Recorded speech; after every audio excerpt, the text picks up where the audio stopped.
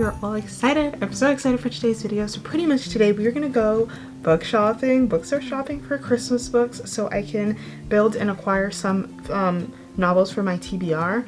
So I'm gonna be bringing you guys along with me. Today is November 3rd, so it is currently 6:25 in the morning.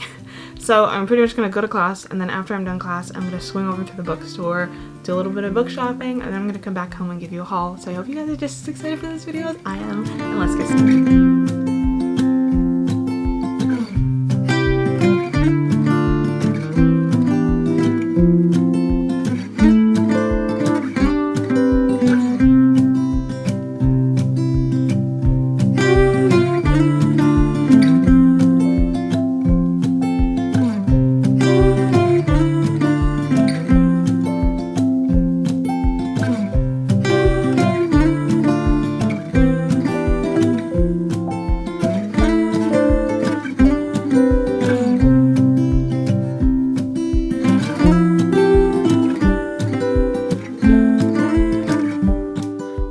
Hi friends, I hope you are all doing well.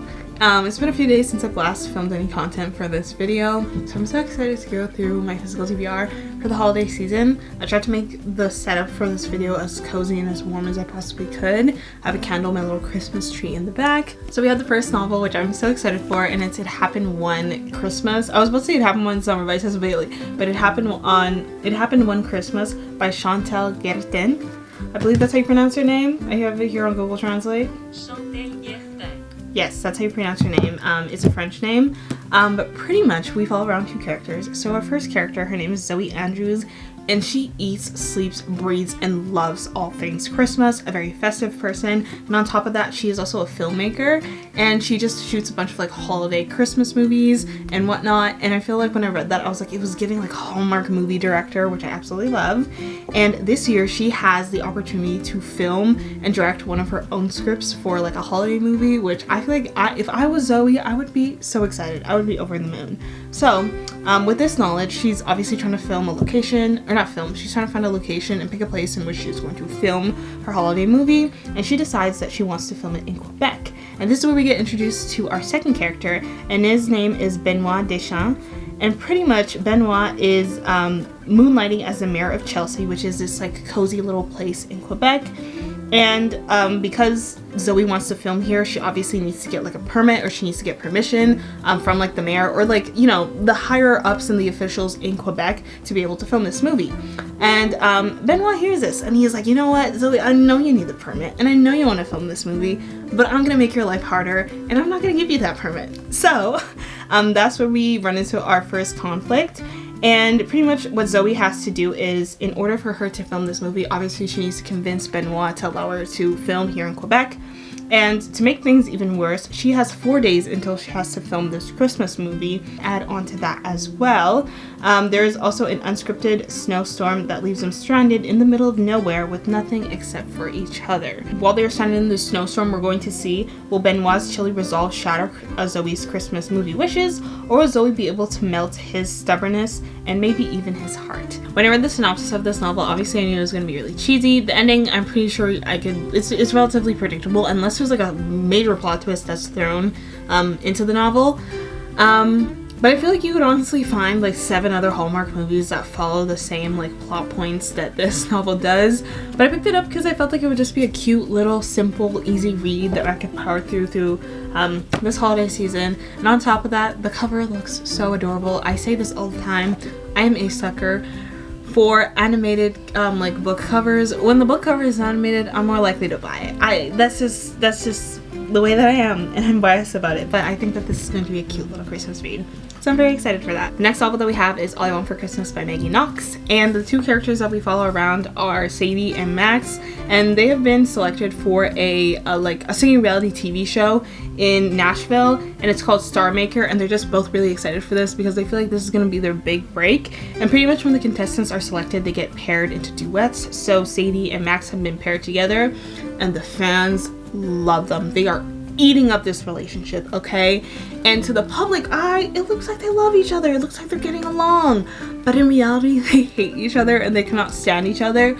So they kind of come to the realization that they're like, you know what, I feel like because we're on this like reality TV show, like this could really make a big difference in our lives, and this could launch our career. And I feel like for the time being we can put our differences aside and we can pretend to like each other, and we'll just pretend to fake date. I mean, like, what's the worst that could happen? So now that they choose to go down this route, another thing that they're afraid of is that their fake relationship might get exposed. And on top of that, they are also put on an unexpected trip that they take to Banff.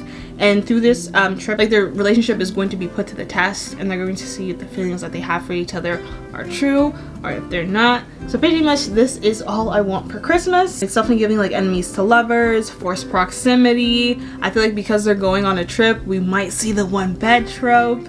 But I don't know, it feels like a cute little quick read that I can power through this holiday season. The next novel that we have is A Perfect Hours by Leah Lewis. Our main character, or the first character we get introduced to, her name is Noelle Butterby. So it's a snowy January evening and she's driving home from like a college event when disaster strikes, and there is a really bad like blizzard that takes place, and it pretty much closes off all the roads.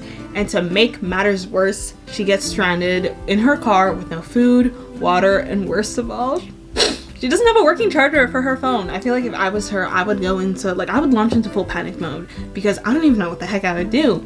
So she thinks she thinks that like this is it, like I'm gonna die, like I'll never be able to see my family or my friends or anyone that I love ever again. To her surprise, another individual happens to also be trapped in this blizzard as well, and his name is Sam Atwood. So he comes to her car, knocks on it, and he pretty much tries to offer as much assistance as he can in this situation. So for the next 8 perfect hours, it says here, the two of them spend like the next 8 hours together. And when the morning arrives, the roads finally get cleared and they go their separate ways. Not thinking too much of it, thinking that they'll never see each other again. But as it says here again, fate has something else in mind.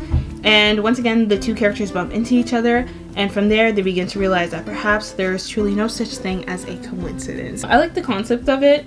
We do have an element of forced proximity in here, but I also kind of like novels where like the two characters initially meet and then like they go about their separate ways, not thinking too much about the interaction that they have, and then they bump into each other again and then they realize like, oh my goodness, like we have feelings, and things kind of pick up where they left off. So I think this is really cute, so I'm going to be very excited to read this one. Last but definitely not least, we have The Royal Holiday by Jasmine Guillory, and we get introduced to Vivian. So Vivian has left the country a total of 1 time, and she also has a daughter in this novel, which I was not expecting. Going into this, I really thought that this novel was going to be based off of like a younger couple, but it's an older couple and I'm completely fine with that. So I feel like that's interesting. It's different, very different compared to like the other 2 novels. And Maddie is preparing to go on a work trip to like Britain, so she's gonna style one of the family members of like the royal family. And Vivian was like, you know what, I'm gonna tag along with my daughter on this cute little work trip. I'm gonna do some sightseeing of Britain during like the holiday season. It's gonna be nice, it's gonna be cute, it's gonna be a fun little getaway. But little does she know that she is going to meet somebody that she is going to be instantly attracted to, and this somebody turns out to be Malcolm Hudson, who is a private secretary that has worked for the Queen for several years. And when he meets Vivian, these two hit it off from the get-go. He really likes her, and he's finding multiple excuses to spend time with her and to get close to her and to get to know her. And their flirtatious banter starts to turn into something that becomes a little more serious, and they begin to realize that, oh my goodness, like I actually have feelings for this person and I actually like them. One of the biggest issues here is the fact that they live in 2 different places, and Vivian is only here on a work trip, so obviously she's going to have to return back eventually. So as the readers, we are going to read to see if Vivian and Malcolm are going to be okay with just ending the relationship with where it is, or whether they're going to fight for the relationship before New Year's Day, because the clock is ticking and they have to come up with some sort of resolution to figure out how they are going to navigate this relationship and how they're going to deal with their feelings and their emotions. So I am excited for this one, as I've said with the other 2 novels. Another thing is, I did get this in the hardcover copy, and like the title is embossed, and you can see, I don't know if you can see it on here, I hope you can. Can you see the glitter? It's like glittery on the cover. And you can also see it on her dress. I don't think it shows up on camera, which is unfortunate. But her dress and like the title are like really glittery.